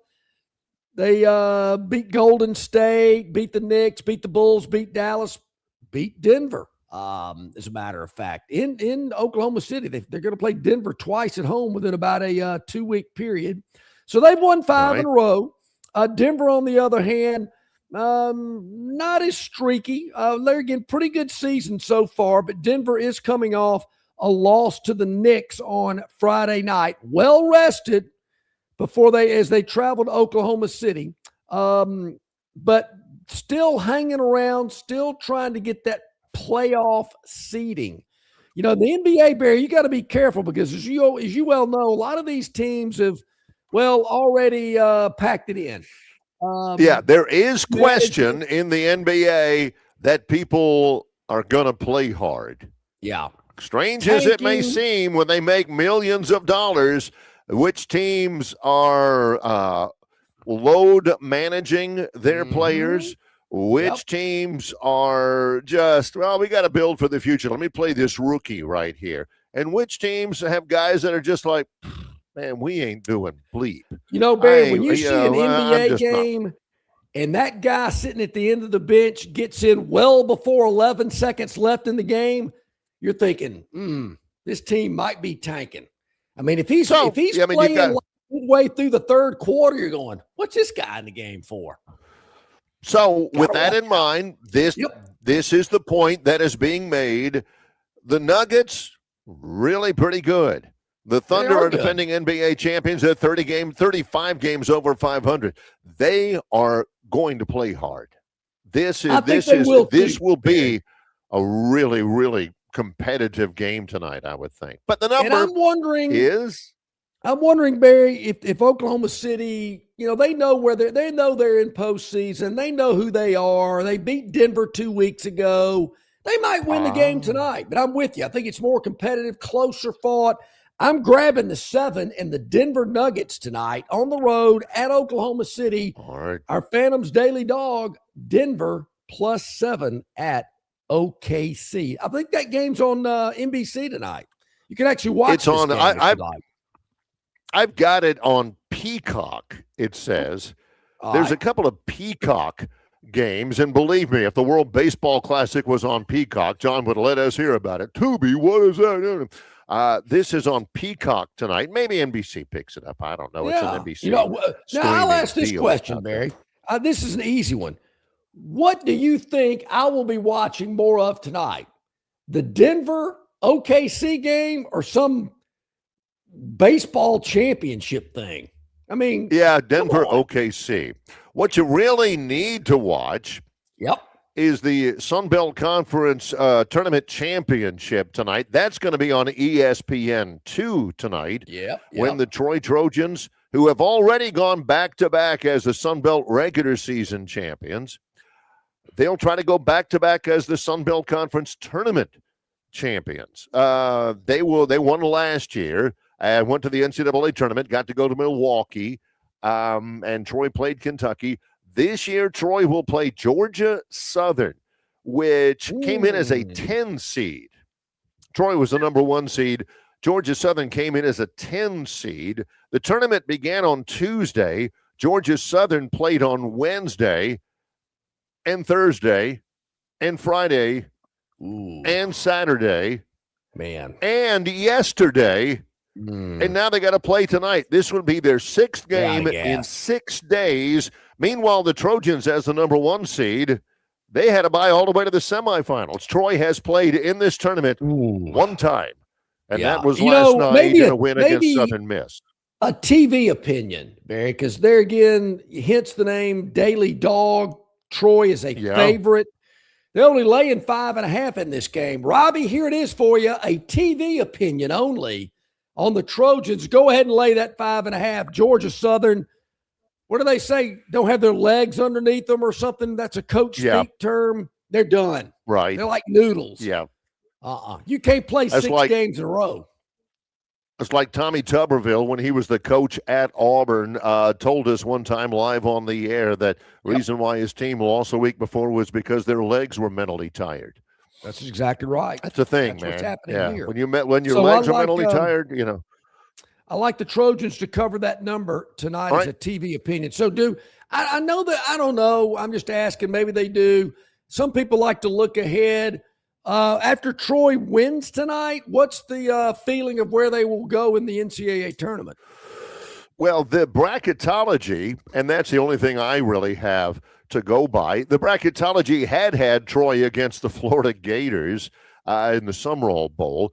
Now, this would have Troy as a 15 seed against number 2 seed Houston, the Cougars in the South Regional, of which Florida is projected to be the number 1 seed in that regional. Troy played at Houston last year. I did the show from Houston last year, and they're all that. But they would have them playing Houston. I'm not sure exactly what the venues are right now, even then. But since you bring that up, the bracketology also has Alabama as a 3 seed in the East, where Duke is the number 1 seed, and Alabama would play number 14 seed North Dakota State. The bracketology also has Auburn situated at the house on the Barcalounger, watching the NCAA. Well, what happens if Auburn is 16-15, right? 16-15. They're 7-11 in the SEC. What if in the SEC tournament Auburn plays in the opening round. Again, it would be on Wednesday at 2 o'clock in the afternoon as a 12 seed against number 13 seed Mississippi State, who's beaten Auburn before. The kid hit 7 3-pointers in the first half. Yeah. What if Auburn loses that game? They would get an NIT bid. Somebody said if they don't have a winning record, would they still get an NIT bid? That's the thing about the NIT. They changed all this jazz about, hey, if you win the conference championship in the regular season in a mid-major conference and you don't win your tournament, we'll give you an automatic bid. That jazz is done. The NIT is free to make whatever deals that they can. So Auburn fans, it looks like regardless, you've got an NIT bid in your pocket. Hold on. Let's hit the brakes here. They might get it, Barry, but do they go? I mean, you got to go David Hobbs here, who at Alabama one time said, thank you, NIT, but we're going to take a pass. We need to get respect for David Hobbs. I wasn't a big fan of his when he was in Alabama, but when he told the NIT, I don't think we're coming this year. I went, salute. There you go, David. It wasn't even a diss at the NIT. It was David Hobbs facing reality and realizing the best thing he can do for his program is not celebrate the win over Coppin State or, the nail biter over Lipscomb. It was going to be, man, I need to spend that time that I would have to spend preparing for Eastern Michigan. I can spend that time recruiting. Yeah. And he did. Not enough. Well, Bear, I hate to bring this up, but there is a bad scar still left from that loss to UAB in the NIT. In Coleman Coliseum, I believe. I believe that game was in Tuscaloosa when Alabama was forced to play UAB. Maybe that's the reason David Hobbs said, forget it, because maybe he thought UAB was going to be the opponent for the Tide. Who knows? But then again, was it Mark Gottfried or was it Anthony Grant who lost in the NIT at Coleman Coliseum to Coppin State? Ooh. Where in the world is Coppin State? But I don't recall that game. I'm not saying it didn't happen, but I couldn't tell you one thing about Coppin State. I do remember when South Alabama beat Alabama at the Omni in Atlanta. I think that was an NCAA tournament game. Yeah, Junie Lewis or Jeff Hodge or somebody hit a jumper Alabama at the very end. See, folks, when people start getting on here banging the drum, when's Alabama going to play Troy? That's why. Because UAB and South Alabama have already beaten them in basketball. They ain't about to give Troy a shot in football. Not going to happen. Just forget it. That is the Phantom's Daily Dog. We've still got to come our Gurn Jr. Victoryland topic wheel and more stuff still to come on. John is here. I'm here. It's day one of, college basketball postseason week. It's underway for everybody. Woo-hoo, and once again, there's a lot of it out there. Like, will John be watching the Metro Atlantic Conference tournament? I probably will be. Will John be checking out the early rounds of, the Big Ten tournament? No. So what's in it for you? Well, it's a chance for you to win a high-quality diamond. What is it? In excess of $4,000 in value. $4,000. And Lyle tells me it's closer to $5,000, but we wanted to keep the theme of 4 together. 4 for 4 in the final 4 4-carat lab-grown diamond valued at, $5,000. But I said, Lyle, can we say a little over 4 just because we keep the theme of 4? I should go for it.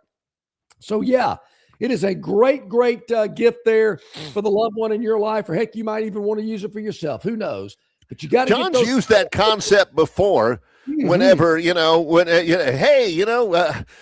see guys who they're trying to impress this girl. Hey, I make close to 7 figures.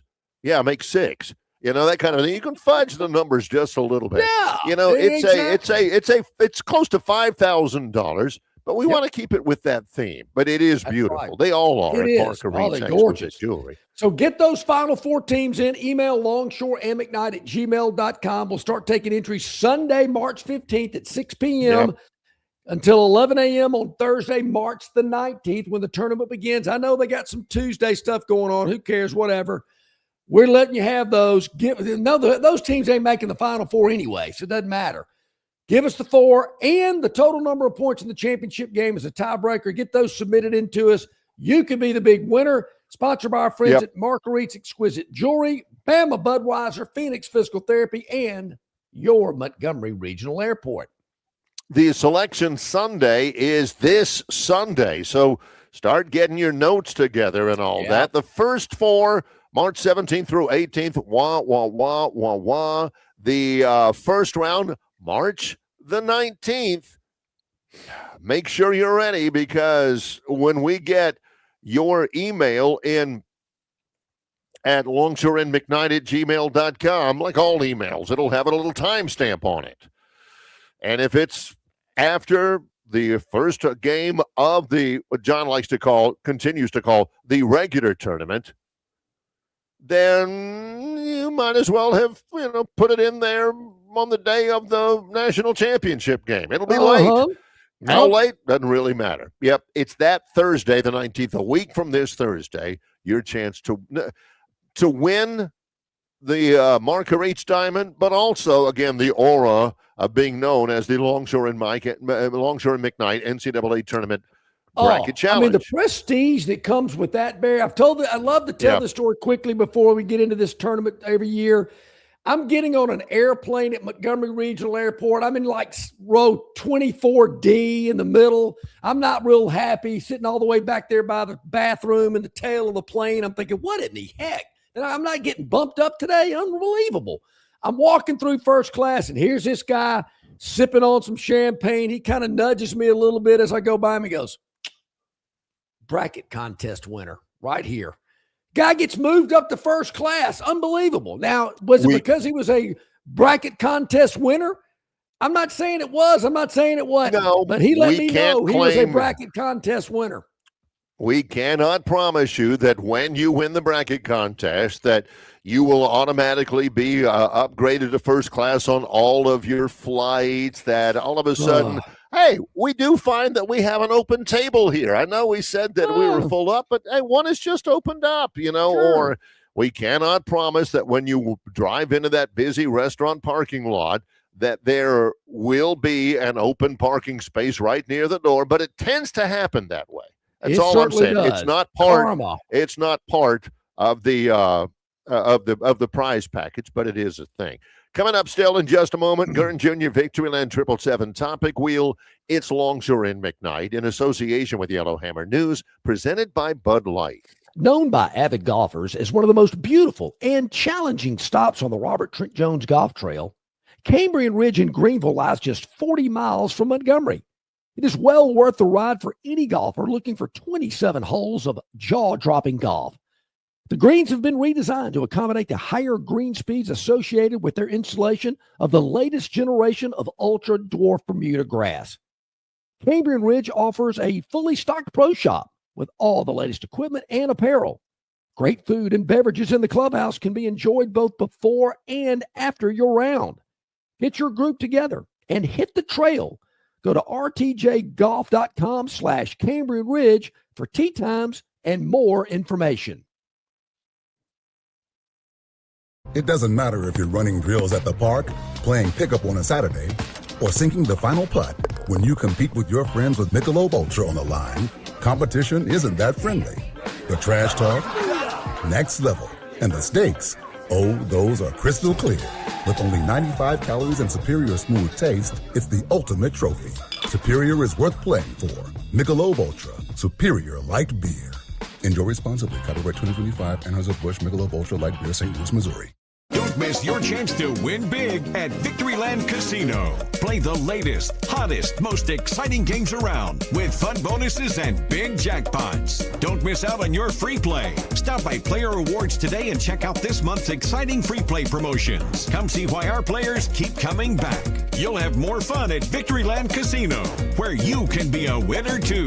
Victoryland Casino, located off I-85 exit 22, Shorter, Alabama. Must be 21 or older.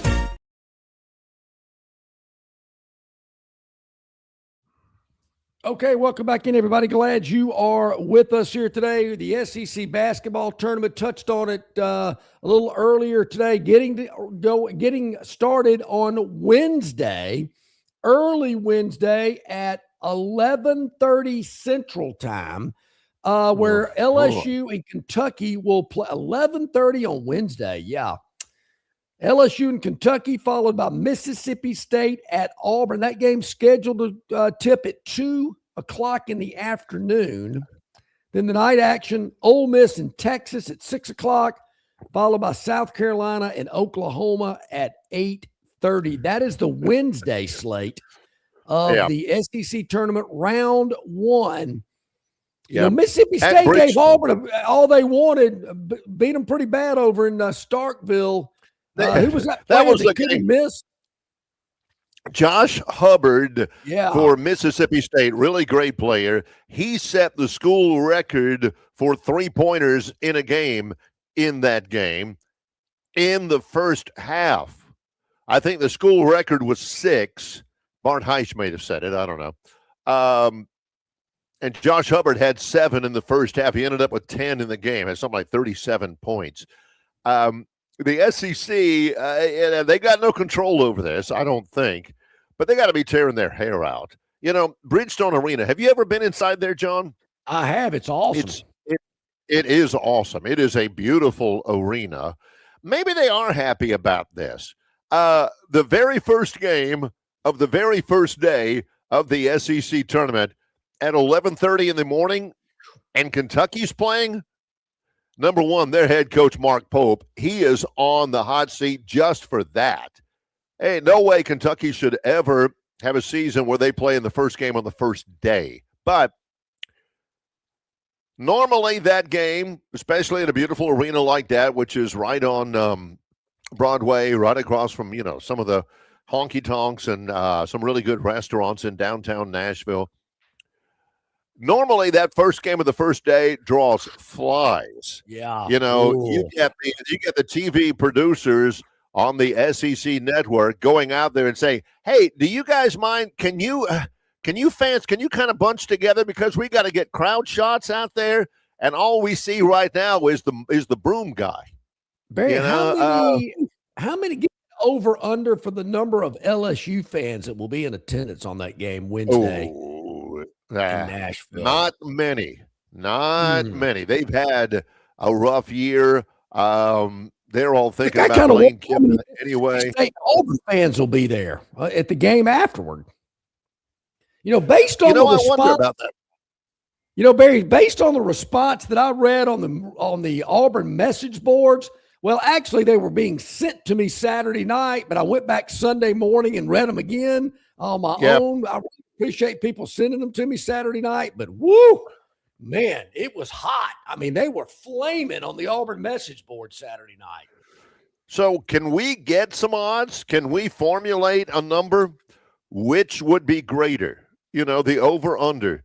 Auburn fans in the first day of the SEC tournament in Nashville, or Auburn fans on their opening round game in the NIT? Which number would be greater? If I'm Stephen Pearl, and I've had some issues with my team this year, you know, sitting people on the bench, not starting them for a game, a little disciplinary action, and based on the effort level or lack thereof Saturday night in Coleman, I'm thinking we're good. We're rolling the balls into the equipment room. We're NIT. We cannot wait. Not interested. All right, so Auburn, say Auburn does get an NIT bid. You think they're filling up Neville Arena for Coppin State, or name another team you just reeled off to me a minute ago? Eastern Michigan? Come on. On a Tuesday night at 9 o'clock? No. Not worth it. Forget it. I gotta think the Auburn fans are just as anxious as Stephen Pearl is to get this season over with. I mean, look, it's not a bad thing. It isn't. If you tell the NIT no, I mean, who's going to be talking about it 24 hours later? Nobody. The thing is the NIT is in bed now with the NCAA and the NCAA tournament. There is an association there. But in the past, guys like David Hobbs could turn down an NIT bid. You saw it happen last year. We're really good teams said, no, we ain't doing it. Can the SEC compel? Is it Auburn's choice? Or does Sankey come in there? So. Let me tell you, you are playing the University of Texas, Rio Grande Valley. You are playing at 8:00 at night on a Tuesday night. Make sure you make the phone call that all the lights are going to be on. The AC is working. You've got security people. You've got concession people. You've got referees because y'all are playing that game. And Steven's like, really? I mean, I guess you don't want to go out there and just, lay an egg. But here's the other thing. Here's the other thing, John, and Tobias brings it up. A lot of bowl games these days for football. It is, I think Alex Golesh, he had already left South Florida for Auburn by the time South Florida played in the bowl game, or whatever bowl game they played in. And Byron Brown was not playing. He was on the sidelines for South Florida in street clothes helping out. He wasn't playing. He wasn't hurt. He wasn't academically ineligible. He just didn't play because he was entering into the portal. That's what happens in the bowl games. You have a lot of these teams that don't have hardly anybody left to play. Tobias brings up this. What about if Auburn gets an NIT bid? They would have a skeleton crew because those players are already have hit the portal by then.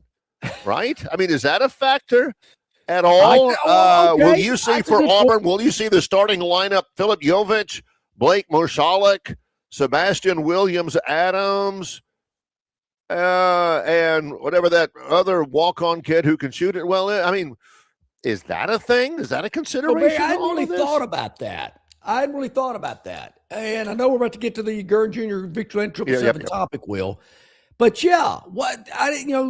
Stephen Pearl might say, yeah, we'll play.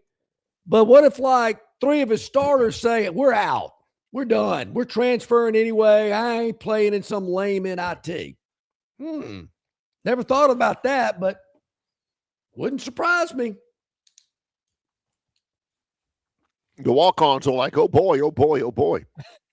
And know, Barry, I know this sounds kind of crappy, but I wouldn't blame those guys. Wait a minute. You can't bail on your team. Well, football players do it all the time. Why can't they? Plus, NIT, who cares? This team played in the Final Four last year. Why in the hell they want to play in the NIT? Oh, more practice. Don't give me that. These guys play basketball every day. NIT squat. Randall Dickey says, man, I ain't doing color for that game. And John says, I get it. Good for you. Yes. Well, now I'm a little disappointed because I'd like to hear Randall at least one or two more times, but I hear you. Let's go to the Gurn Jr. Victoryland 777 topic wheel. Brought to you by Victoryland 777 Casino, exit 22 off I-85 in Shorter, Alabama, where you can be a winner too. 6 topics. Gurn's got them all together. We have no idea what they are, so let's take them as they come, just like we take life. Yes, we're learning them just like you do. Wild win. What could this be? Wild win. Oh, hockey. Love it. Oh, I thought it was going to be the Minnesota Wild. Buffalo, I think we've had a couple of Buffalo Sabres clips here. A win over the Lightning. They scored 15 goals in that game against Tampa Bay. Barry, that's like goals. They had to go to 68-3 game in football. Yeesh. Yeah, evidently that's Buffalo. They're playing at home in Buffalo. God bless them. They ended up winning it 8-7. Sabres have won 7 in a row. 100 penalty minutes. There we go, Gurn. There we go. Nice. You have now captured John's attention. 100 penalty minutes, 5 fights, and a post-game scrum.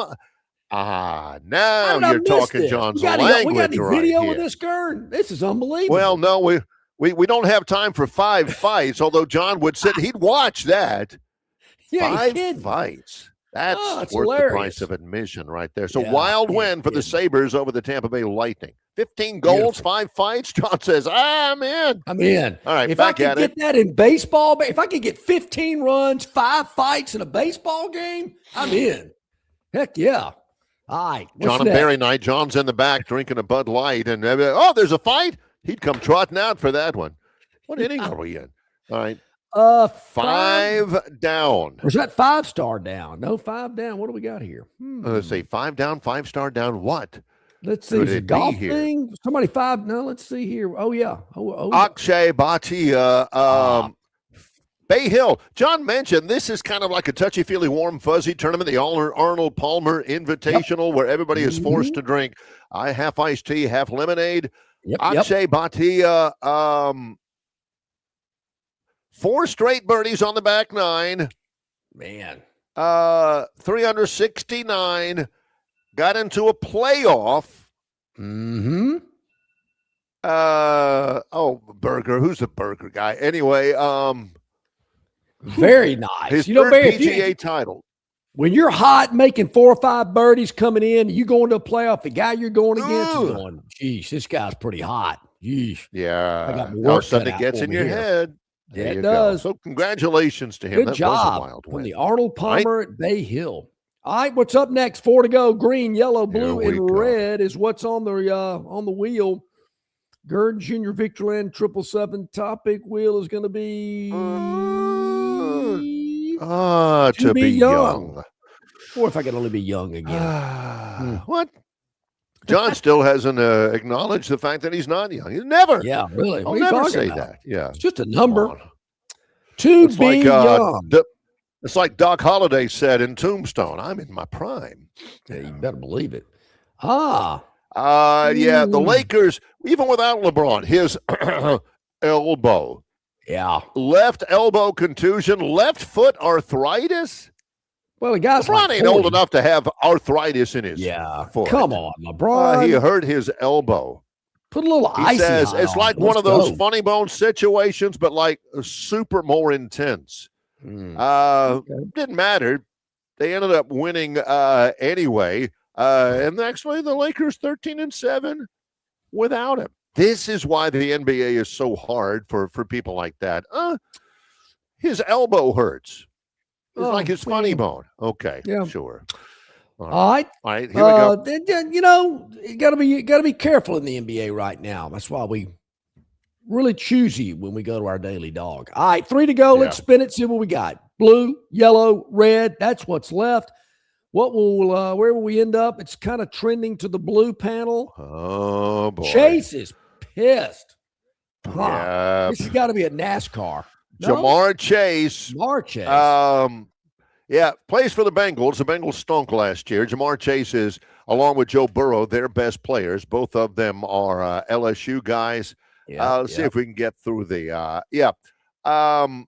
he was on a live stream when Joe Burrow texted him and said the Ravens, who were in the Bengals division, traded for Max Crosby, who is a terrific player. I thought he was the Raiders' best player. He said, Joe just texted me. Chase was heard saying over the line, no, brother. Yeah. Max Crosby's big time. And that's what's frustrating to Chase is Bengals don't seem to ever get any free agents lately. Meanwhile, the Ravens, they're picking up Derrick Henry. They're picking up Max Crosby. He says, I'm being highly right now. Yeah, Bengals are kind of a cheap organization. At least they're known to be cheap. Wow. Yeah. That kind of sounds like when Buck Johnson committed to Alabama over UAB. In his living room with cameras rolling, and his mama was in the kitchen, which, the door's open. You have the little, and he says, I am going to play basketball at the University of Alabama. Click, click, click, click. Boop! Mama in the background. Oh, my. It was more like you. Well, I can't repeat it. It's like whenever you go into a fast food restaurant at 9:58 and they close at 10. Yeah, give me 3 double Whopper combos, and in the back in the kitchen you hear. Same deal. All right, people. 2 to go. Same Let's deal. see what we got. Here we go. Blue and red are the colors on the Victoryland 777 topic wheel. Victoryland, where you can be a winner too, open 24/7, 365. Shock and awe. We've had a couple of shock and awe. Yeah, we have. Things out there. Oh, look at the cat. We got a cat. This cat. Hey, you got a new cat sitter. That cat's like, what? Look at that cat. It's a nice cat. Yeah, I like that. We have a new cat in our neighborhood, Barry. It's very friendly cat. I can walk out of my door and kind of meow at it. It'll run across the street and come rub up against my leg. That cat right there is like, oh, my sweet mother of pearl. Well, you? I remember you. I pooped in your yard, and I thought, oh, no, not you. That was like Longshore when the substitute teacher came in. Ooh. And it was that lady down the street that, horrible. No. Horrible. Rough, all right, what else we got? One more to go. Got to spin more. it to make it official. What do we got? It's the last one standing. Blue panel. Silenced. Yes. Oh, no, I'm not silenced. It says sidelined. Sidelined. Oh, Virginia Tech. Virginia Tech's had a tough year. Mike Young is the head coach. Yep. Virginia Tech lost to Virginia. Yeah. He's on the hot seat now. Hot seat. He doesn't look well. No, he does not. He does not look young either. But what the am I doing? They're 8-10 in the league. They may not make the tournament. It's had a good run, but they haven't made the tournament in 6 years. That's not a good look in your post-game press conference. No, what the am I doing? Not good. If you don't know what you're doing, how do you expect the fan base to believe in what you're doing? I don't think they will much after this. All right, man, I want to thank our guests, Butch Burkett and Bill Rodriguez, who joined us today from Crimson Dynasty Wines, part of the Collegiate Wine Collection. Hope you enjoyed that. If you missed any of it, you can certainly check it out at your convenience on YouTube, Facebook, X, Instagram, Spotify, Apple Tunes, Yellowhammer News, and yellowhammernews.com. You can certainly check it out. We greatly appreciate that. Barry, tomorrow, yes, got to let everybody know, just to give them plenty of time, Travis Reier will not be with us tomorrow. He has something else going on. He will be back the following week. Certainly understand that. But we will talk with Brian Matthews of auburnsports.com and possibly a fan favorite, Stephen M. Smith from Touchdown Alabama, to talk about that spring guy. Football. Don't be teasing us now. Well, again, 1 o'clock this afternoon, Troy women playing for the Sun Belt Conference Tournament Championship against JMU. I won't be involved in that broadcast. At 6 o'clock, I will be, as the Troy men's basketball team plays for the Sun Belt Conference Tournament Championship against Georgia Southern on ESPN2 and on our radio network at Troy. Afterwards, we're driving back to Troy. I'll be up early for tomorrow's show, and I hope you join us then. For Gurn Jr. and John Longshore, I'm Barry McKnight. It's Longshore and McKnight in association with Yellowhammer News, presented by Bud Light.